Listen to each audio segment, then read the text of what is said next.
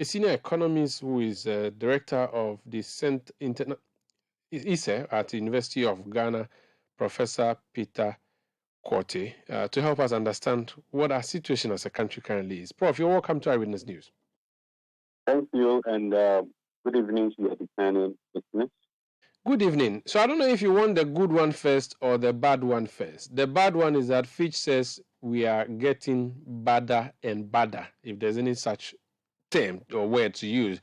The Statistical Service says we have improved on the inflation side of things. I know we can have both at the same time, but Fitch's picture appears to be bigger than what the Statistical Service is looking at. So would it be fair to say that, yes, we are trying, looking at the figures from Statistical Service, but generally or overall, we are doing badly as a country?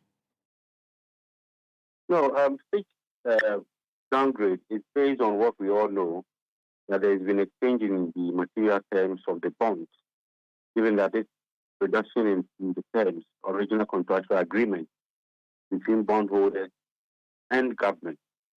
So with the debt exchange program, people are losing value in terms of the coupon payment, and even some maturing ones are being rolled over or not being honored. So they are there to inform the public, inform investors whenever they pick such signals. So you recall from the announcement that there are some principal and interest that were due on February 6th, but in the amended exchange, the government announced that it's not going to pay now, and there was a press release on February 14th, and then also announced that coupon payments and maturing principals will be honored in line with government fiscal commitment.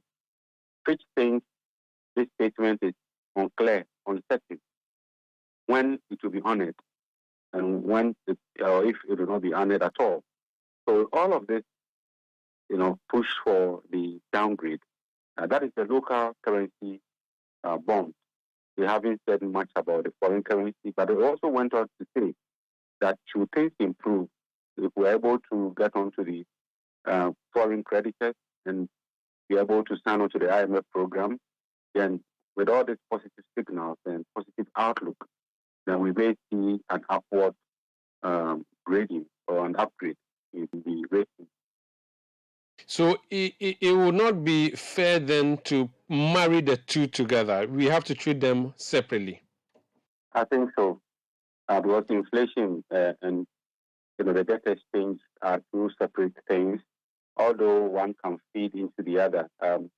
With the debt exchange, it has sent a signal to the financial market, and some are not investing money, rather keep holding on to your money and putting it into buildings and into other forms of consumption. So that can trigger inflation.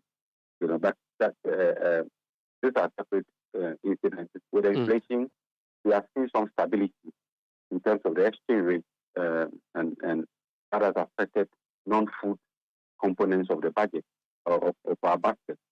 Once the exchange rate is stable, fuel prices become relatively stable or seeing some downward trend.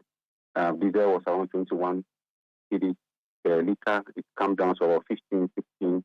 So all this play into the inflation numbers. So these are two separate things. Although there may be some link in one way or the other. So the inflation figures are tied to what's happening at the pumps, what's happening in the forex market. So it's only natural that because we saw some stability in the end of December, that has reflected in the figures.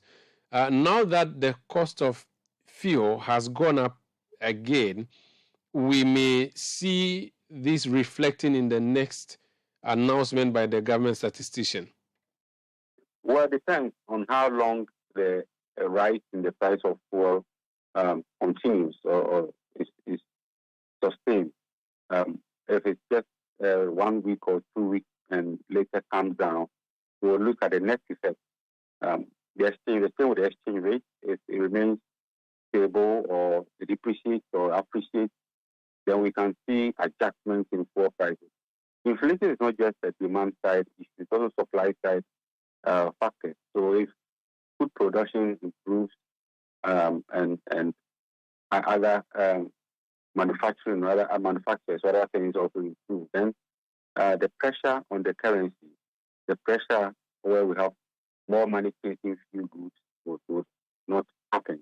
Of course, the Bank of Ghana has also been very proactive in the increase in the policy rate. As they do so, they are able to mop up excess liquidity. When the policy rate goes up, interest rate generally goes up, and people are encouraged to invest their money or put their money into savings, fixed deposits.